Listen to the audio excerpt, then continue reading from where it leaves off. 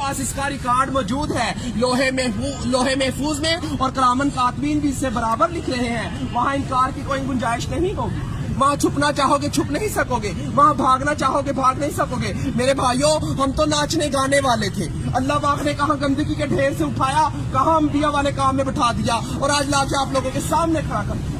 अभी भी नहीं समझोगे तो कब समझोगे? नबी तो किसी ने आना नहीं, अल्लाह तो गिरे पड़ों को उठा उठा के आपके सामने खड़ा कर दिखा रहा है। अल्लाह ने जिल्लत के नक्शों में इज्जत देकर दिखा दिया। हमें तो जायज नजायज पाकी न पाकी हराम हलाल की पहचान ही नहीं थी। हम लोग तो समंदरों के अंदर थे, आप लोग तो किनारे पे खड़े हो। हम तो अंधेरों में थे, आप लोग तो रोशनी में खड़े हो। हम तो बेअकल थे, आप तो अकल वाले हो। मगर अल्लाह पाक बेअकलों को अकल दे दे के भेज रहा है। अभी भी नहीं समझेंगे तो कब समझेंगे? अल्लाह कहेगा मैंने उल्मा भेजे, दीन के दाई भेजे, मुफ्ती भेजे, कारी भेजे, हत्ता के नाचने गाने वालों को भी हदायत दे के आपके सामने खड़ा कर दिया था।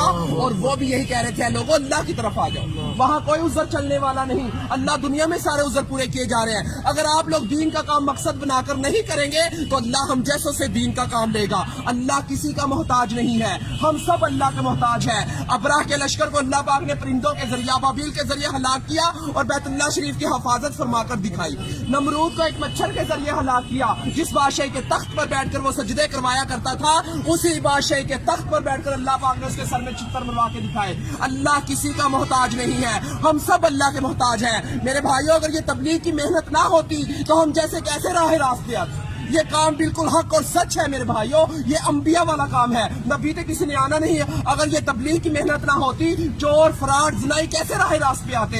ये वही मेहनत है मेरे भाइयों, इस मेहनत ने हमारे ऊपर करम कर दिया। अल्लाह हमारे बुजुर्ग दीन की हिफाजत फरमाए, जो ये कलमा लेकर हम तक पहुंचे। हम तो अल्लाह के हुक्मों को तोड़ रहे थे, नबी करीम सल्लल्लाहु अलैहि वसल्लम के तरीकों को छोड़ रहे थे। कहाँ से जन्नत के हकदार? जन्नत का हकदार वो है जो अल्लाह के अहकामात और नबी करीम सल्लल्लाहु अलैहि वसल्लम के तरीकों पर जिंदगी गुजारेगा। तो मेरे भाइयों, अब किसी नबी ने नहीं आना, खत्मे नबूवत के सदके ये काम मेरे और आप सब लोगों के जुम्मे है कि हम कलमा गो वाले बन जाए, ला इलाहा इल्लल्लाह मुहम्मद रसूलुल्लाह की दावत देने वाले बन जाए।